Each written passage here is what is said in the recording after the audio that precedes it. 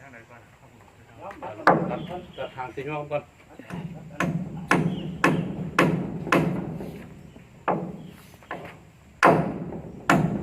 ร้อนนั้นลงก้อนเวลาเอาด้ามจัดงานพวกมันด้ามจัด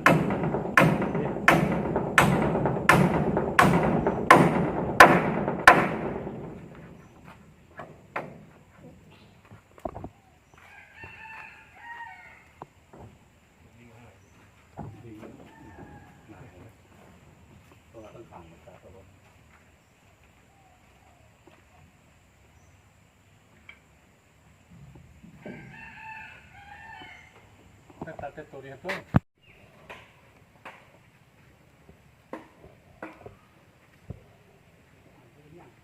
แค่ครับแค่ไหนแต่แค่เล็กเอาดู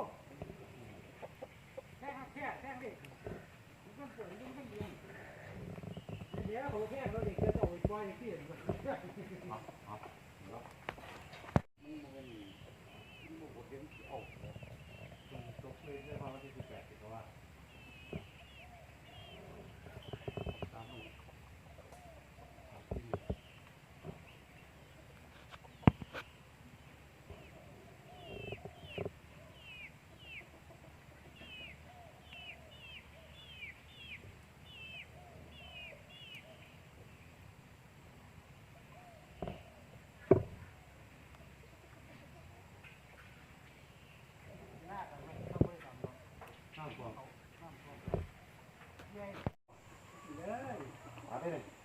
ตัดเลย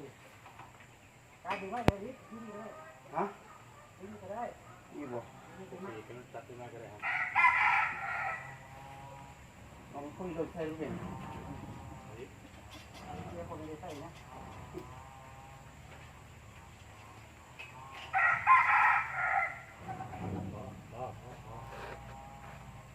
เดี๋ยวก่อนเรื่องใส่แต่สีตัวปั๊บเลย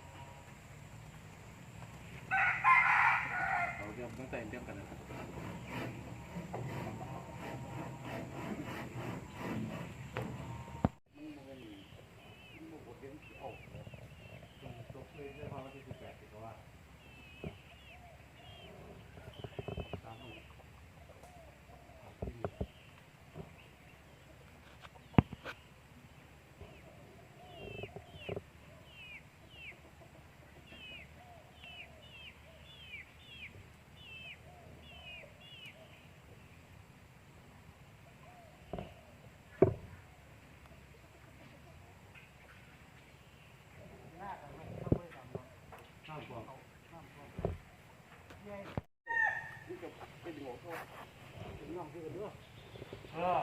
มันซื้อกันเลยลำว่าเอาได้กบมันซื้อกันเล็กกบทำแล้วปลาไทยกบซื้อกันนี่ทำแล้วเดี๋ยวมันมีกบมันนี่ก็กบปลาไทยกบดิทำแล้วโอ้ยเนาะน่าปังเลยทุกไม่ยังได้ทำทุกตั้งอะไรอีกบอกว่าหนักมันพอถึงได้เลยพอถึงก็ไปยังงานบ้านี่กบมันนี่กบอยู่ว่าเขาดึงเทียบออกไปไงดึงโยงเอาทุกก็เอาให้ปกติก็ทำนี่เลยว่าอะไรว่าอะไรพ่ออะไรพ่อค่อยดึงค่อยเทียบออกไปไงว่าอะไรนี่ทางตรงทางแรกว่าอะไรนี่บุกก้อนขีนเด่นลุกขึ้นมาอีกด้วยพอแกนลุกขึ้นมาเอาปีหัวตัวแรกกันปีหัวทั้งปีกันปีหัวเราดึงออกมาดูพอตีว่าโน้ตว่าดันเด้ก็ลองมาตรงมาตรงกันไม่ได้เขาใส่ไข่หัวใหม่ดิพูดอีกก็ได้เอาละก่อน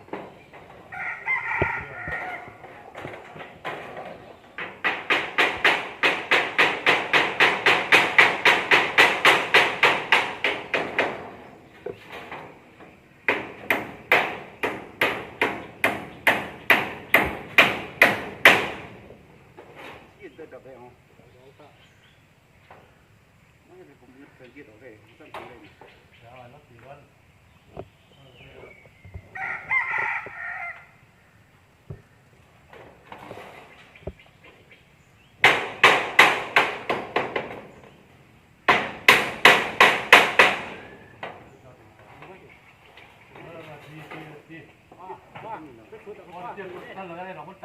ร่องมันกับคนละปากคนละเสริมครับ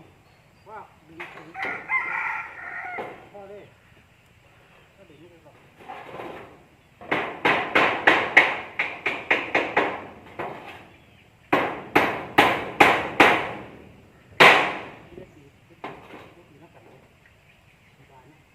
มันสีขาวนี่หว่าดีกว่า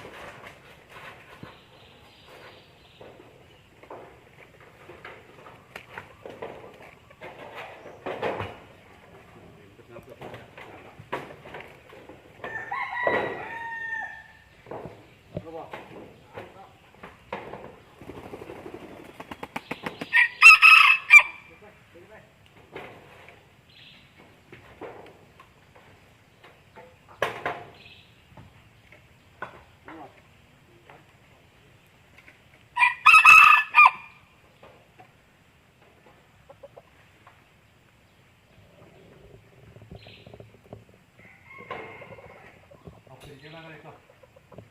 ได้มันจะได้เรื่องไหมหลายหมดตอนนี้ในชุดสี่ทั้งนี้ทุกวันจะมาจบเอาสี่แล้วก็สี่แกนึงไว้แล้วก็เอากระทุกมาทั้งที่ใต้ด้วย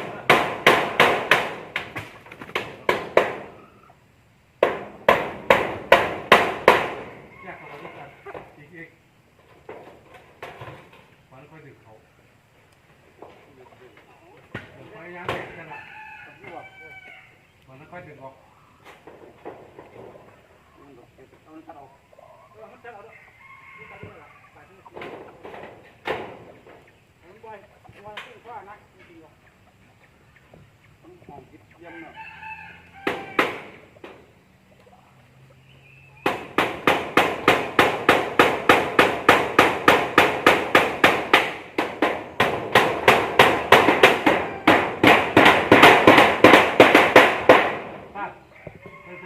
เราเพราะทำ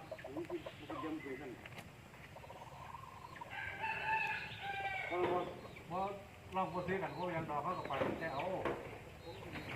เราย้อนว่าใช่ไหมเรา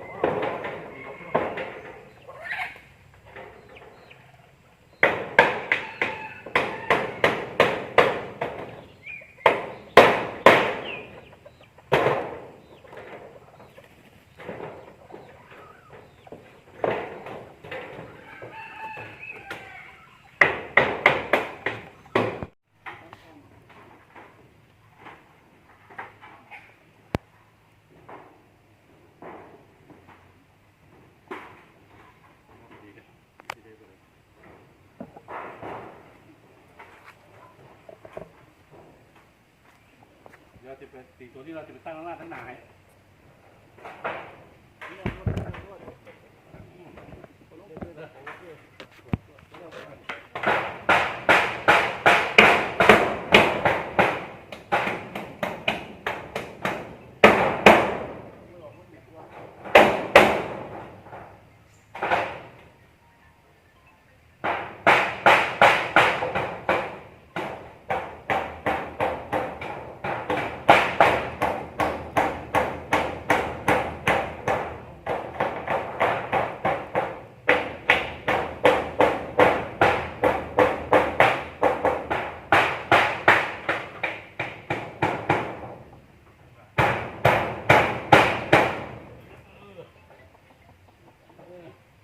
ไว้ขับวัน